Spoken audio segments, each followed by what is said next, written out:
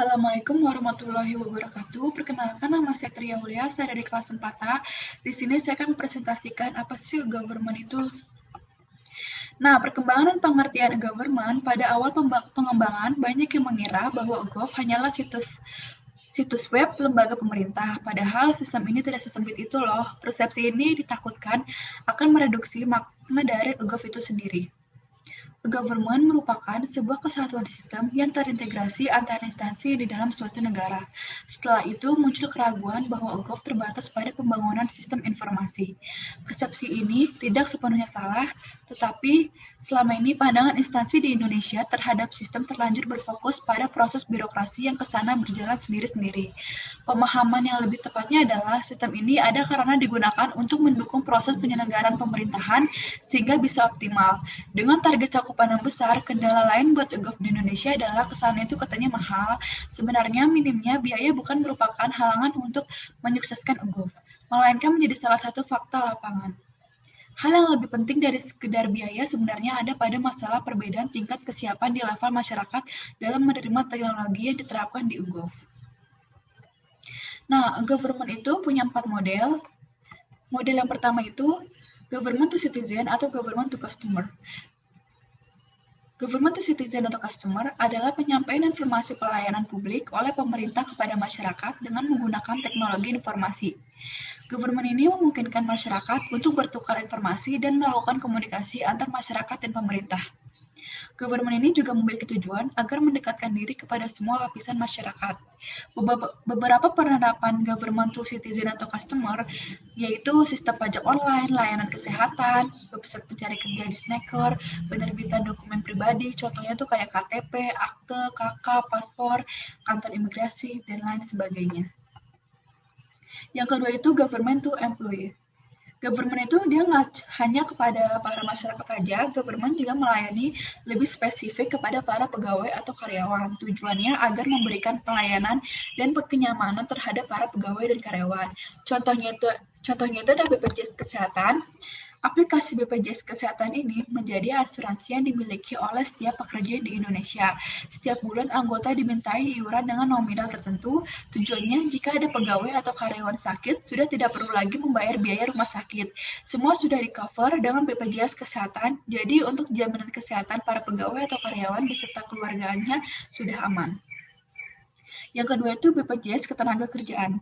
Aplikasi BPJS Ketenagakerjaan ini memberikan fasilitas kepada semua anggota untuk jaminan hari tua.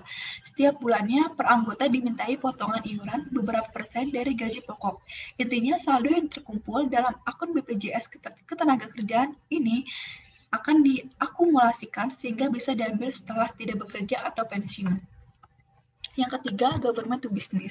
Pemerintah sudah selayaknya membuat lingkungan bisnis yang kondusif dalam suatu negara agar para pelaku industri bisa aman dan nyaman dalam menjalankan bisnis mereka.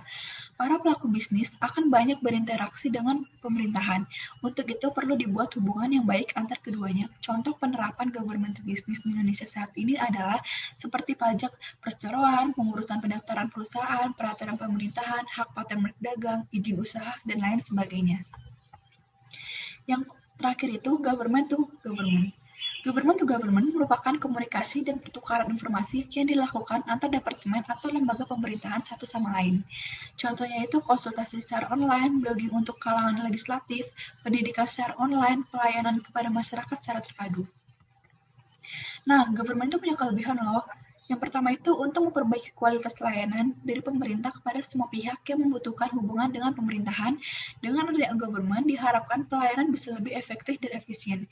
Selanjutnya meningkatkan transparansi kontrol dan akuntabilitas para penyelenggara negara dalam rangka menerapkan pemerintahan yang bersih bebas dari tindak pidana korupsi dan tindakan sejenisnya. Setelah itu, mengurangi biaya administrasi, relasi, dan interaksi yang dikeluarkan untuk mengurusan berbagai hal yang ada kaitannya dengan pemerintahan. Setelah itu, pelayanan servis kepada masyarakat bisa online tanpa harus menunggu jam buka kantor. Selanjutnya, hubungan pemerintahan dengan masyarakat pekerja dan pelaku bisnis bisa lebih baik dengan adanya transparansi. Setelah itu, pelayanan pemerintahan bisa lebih efisien. Yang terakhir itu mewujudkan good corporate governance. Nah, nggak punya kelebihan aja, tapi government juga punya kekurangan. Yang pertama itu budaya berbagi informasi dalam pemerintahan masih jarang. Banyak para oknum yang memanfaatkan kesempatan dengan mempersulit dalam mendapatkan informasi. Yang kedua, budaya mendokumentasikan belum lazim dilakukan oleh aparat pemerintahan. Padahal untuk zaman serba online sekarang ini, semua dokumentasi sudah berbentuk digital, bukan lagi berbentuk fisik yang memakan banyak uang. Selanjutnya, kekurangannya SDM yang handal dalam pemerintahan sehingga menggunakan teknologi informasi kurangnya maksimal. Terus selanjutnya tempat akses informasi yang terbatas sehingga masyarakat tidak tahu dengan adanya e-government. Dan terakhir masih mahalnya biaya untuk membangun infrastruktur online. Nah, e-government juga mempunyai keuntungan bagi rakyat, yaitu pelayanan servis yang lebih baik kepada masyarakat. Informasi dapat disediakan 24 jam, 7 hari dalam seminggu, tanpa harus menunggu bukanya kantor. Informasi dapat dicari dari kantor, rumah, tanpa harus secara fisik datang ke kantor pemerintahan. Selanjutnya, peningkatan hubungan antar pemerintah, pelaku bisnis, dan masyarakat umum. Adanya keterbukaan transparansi, maka diharapkan hubungan antara berbagai pihak menjadi lebih baik. Keterbukaan ini menghilangkan saling curiga dan kekesalan dari semua pihak. Setelah itu, memperdayakan masyarakat melalui informasi yang mudah diperoleh. Dengan adanya informasi yang mencukupi, masyarakat akan belajar untuk dapat menentukan pilihannya. Sebagai contohnya, data-data tentang sekolah, jumlah kelas, daya tampung murid, passing grade, dan sebagainya dapat ditampilkan secara online dan digunakan oleh orang tua untuk memilih sekolah yang pas untuk anaknya. Selanjutnya, pelaksanaan pemerintah yang lebih efisien. Sebagai contohnya itu kayak koordinasi pemerintahan dapat dilakukan melalui email atau bahkan video conference. Yang selanjutnya teknologi informasi dari komunikasi yang dikembangkan dalam pemerintahan atau yang disebut e-government membuat masyarakat semakin mudah dalam mengakses kebijakan pemerintah sehingga program yang dicanangkan pemerintah dapat berjalan dengan lancar. Setelah itu, government juga dapat mendukung pengelolaan pemerintah yang lebih efisien dan bisa meningkatkan komunikasi antara pemerintah dengan sektor usaha dan industri. Selanjutnya, masyarakat dapat memberi masukan mengenai kebijakan-kebijakan yang dibuat oleh pemerintah sehingga dapat memperbaiki kinerja pemerintah. Selain tampilan dan paduan warna yang menarik, informasi-informasi disajikan sangatlah lengkap dan up to date.